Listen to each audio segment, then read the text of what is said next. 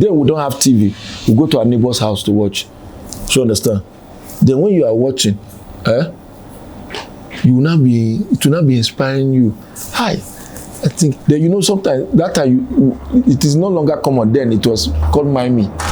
You now notice that if you watch a kind of movie or some kind of music, you start, behaving like the lead character or something. That is how it starts.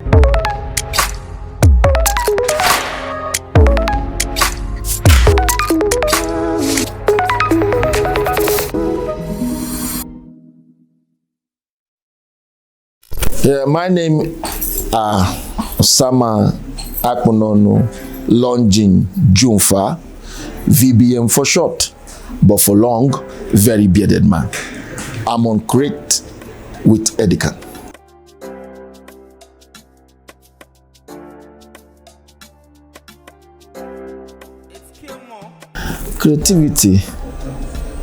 Creativity is something creativity, how do I put creativity now? Creativity is something you create now. Something that, it could be something that is very unusual from the usual. It could be something that you are known for. That's why some people say my creation. Something that, so creativity, being creative is, it's something unique and that can be attached to somebody who created it, and it could be, and later turn out to be a brand.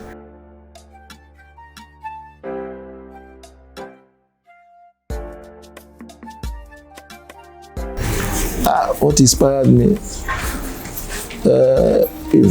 Hunger. Because it was hunger that drive the talent. Because you get the way hunger go, beat you rich. It will provoke that talent that God has actually, bestowed in you. So I feel I had the talent because of the spirit of hustle. The spirit of hustle actually brought out the talent in me. And why is everybody hustling? It's because so that you can defeat hunger. I feel like I discovered my talent because of the background I was coming from. I'm from a family of 6. My dad, civil servant. My mom was a sewing mistress. And, as the first son and the first fruit of my dad, I needed to hustle so hard to break his own record, because every man's prayer is to see the son or the child, do better than him. So I thank God that I actually discovered my talent as a comedian, and for now I've done better than my dad, and I'm still doing better, and that's the most important thing.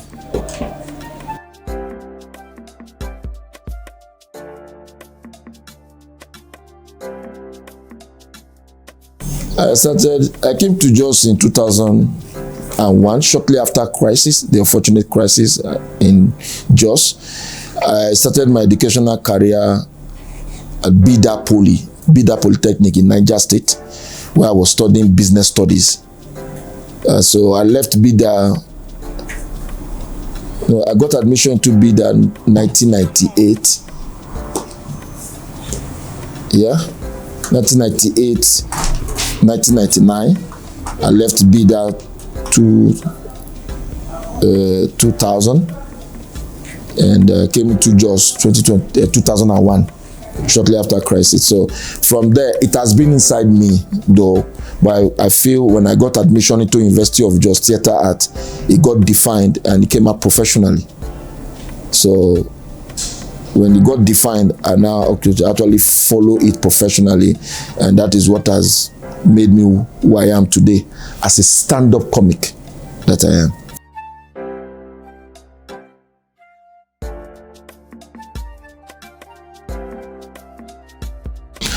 The beers, I had beers, but not as much as this.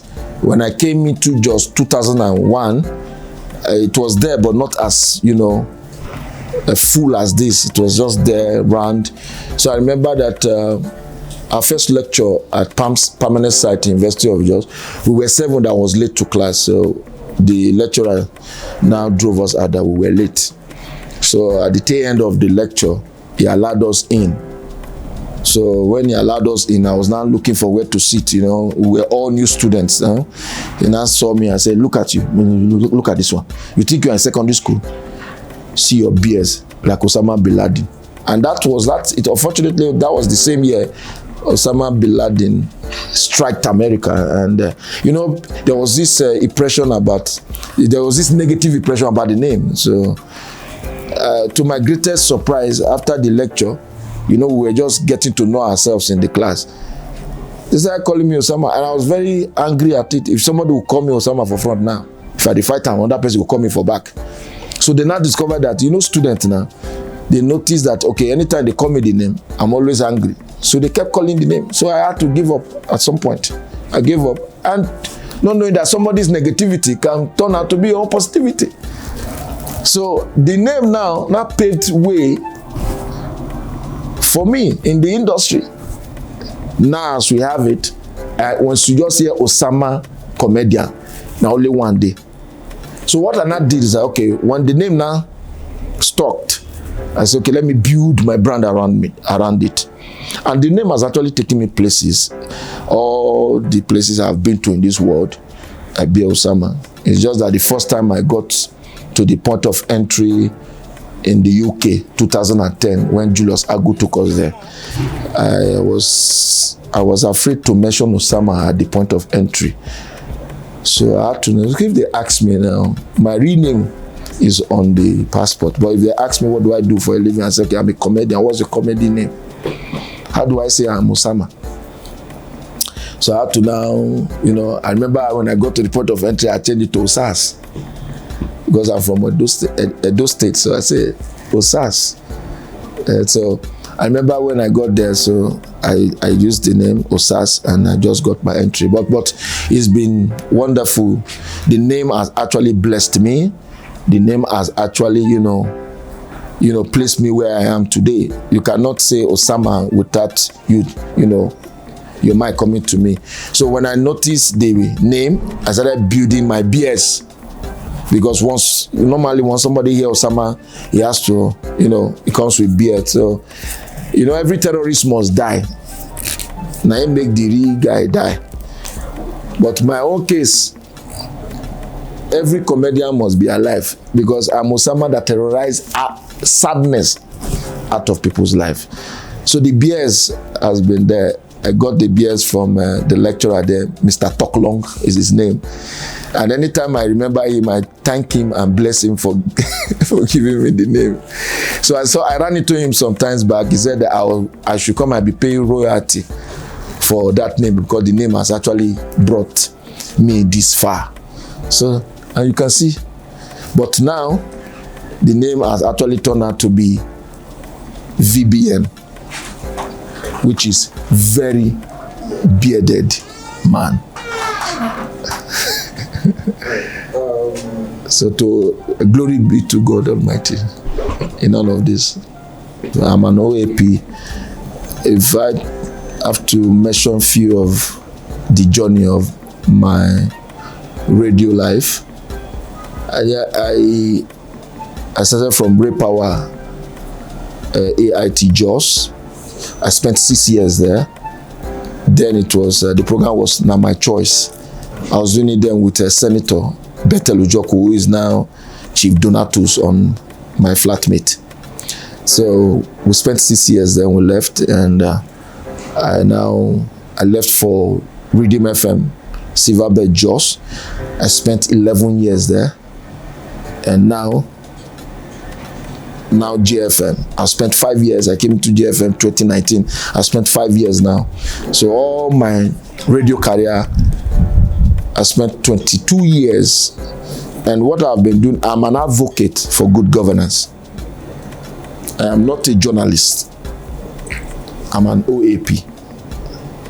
And an advocate, serious advocate for good governance. So those that lives on the plateau can relate to what I'm saying. I frown at cheating. I frown at mismanagement. I frown at corruption. And that is why our popular program I do with Ogidigbo on J101.9 FM every 10:30 in the morning on Mondays and Thursdays. Mondays we call it constituency check, while Thursday, the same time 10 a.m. we call it Angwa check.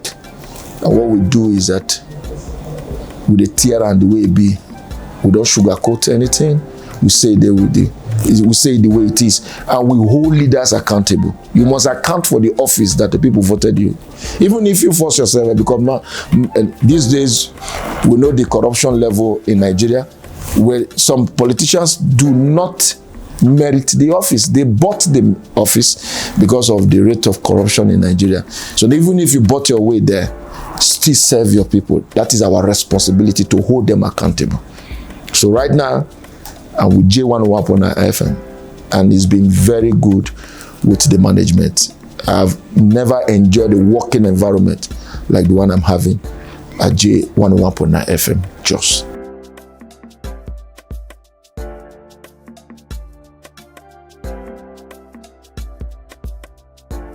Very, very, very, very interesting. I love this question you asked me because there are two. It is two different career. A radio job is different from comedy, but I must appreciate the radio job I'm doing because it has actually helped me in building my brand, my comedy brand. So when I'm on radio, I say I stand by the people. That is why I will tell you, radio, GFM, Tole Tole is the name of the program. Town hall meeting is for the people, by the people, and with the people. I use that to build my own God-given talent, which is the comedy, and it has helped my brand grow. I don't know, a lot of people, if you stay in Jos and its environs, they are very familiar with my show that I do every year. And I remember the time, the unfortunate time, 2001 down to 2008, extended to 2010, 2011, all those dark times on the plateau, the religious crisis time. I remember I stood back when my colleagues left for Lagos. I stood back and I continue, holding the flag strong, the comedy flag strong. I remember those days in 2008, 2009, 2010, when we were doing shows, because then there was curfew because of the unfortunate incidents in the state. So because of curfew, we'll still be doing our shows at Plateau Rock Garden, and we'll put the show by 1 p.m. to close by 5 p.m. because there's curfew by 7 p.m.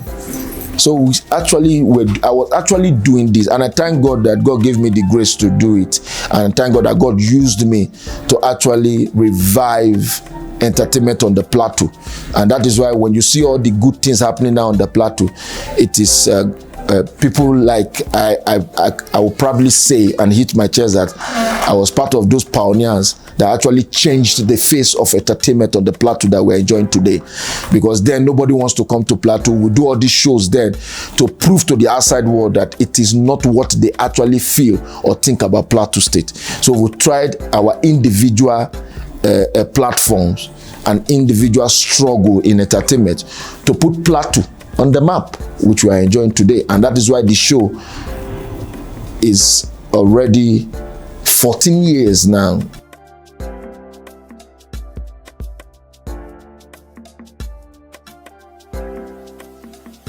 Comedy plays a huge role. Comedy, for me, is like a mirror. When you stand in front of a mirror, you see yourself. So comedy is like the mirror of the society. Because what we do, we use comedy to actually address some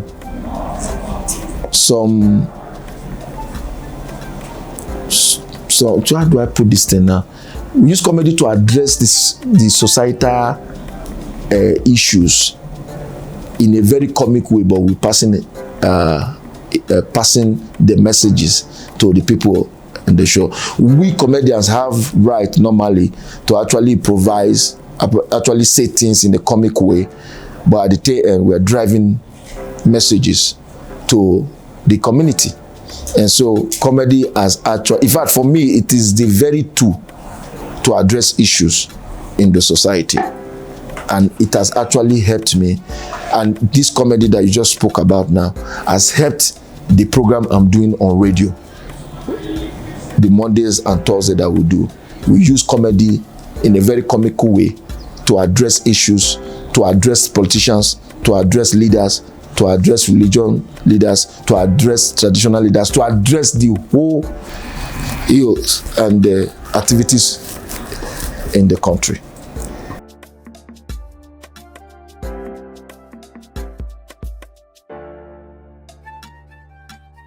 Advice for comedians. Most comedians, you can't advise them these days now. Gen Z is not like me, they advise them. They do what they want to do. The only thing is that it's so bad and so unfortunate the way comedy is right now. If you look at the younger ones now, most of them don't actually do. I remember when we started comedy, there was dexterity, there was respect, there was determination, there was discipline in it. Remember those days where we look up to the likes of Ali Baba, Mohammed Danjuma, late San Sultan, Obolo Singer, late Obolo Singer. If you name them, and we cannot talk or speak about comedy without giving kudos to Night of Thousand Laughs and Julius Agbo Crack Your Ribs those days. That was when we started. That's why I have always proudly say to any comedian now that is popular, I'll tell you, you are just popular. You are not a legend yet. Because at some point in Nigerians' life, if they've never gone to the market to buy CD and watch you on the CD, you are not a legend. You are not a veteran. You are just popular.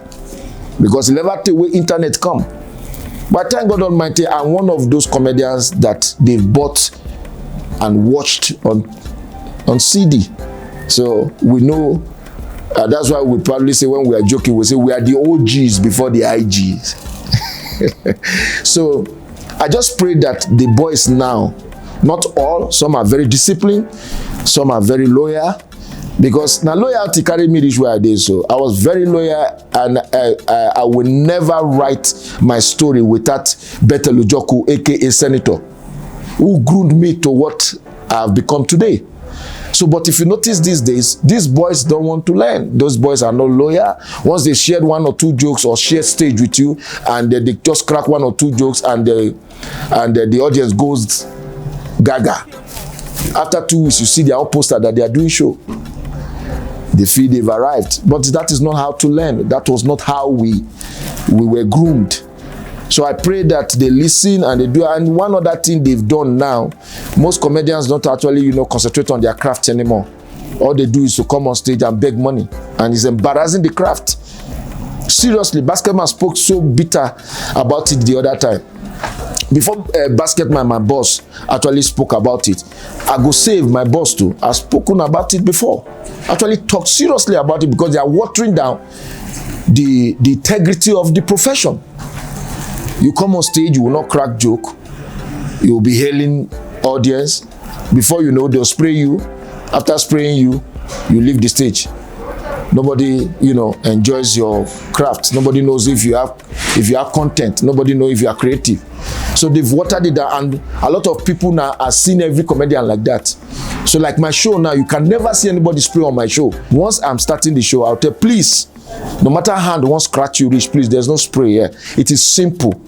If you admire any comedian performing, and you feel like appreciating the comedian, when the comedian is off stage, call somebody, tell somebody to call the comedian, and you appreciate the comedian. Not comedian performing, coming to spray. You are distracting the comedian.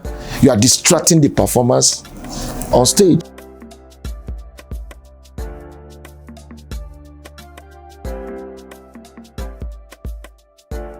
Oh, okay, my experience. This is my experience, Nana. Yes. How was my experience with Eddycan? The experience started since you stepped into this place now. We greeted, that is one experience. I've not seen you before. I'm seeing you for the first time. Another experience. Then when we were inside, well, there's a lot of discussion we had behind the camera.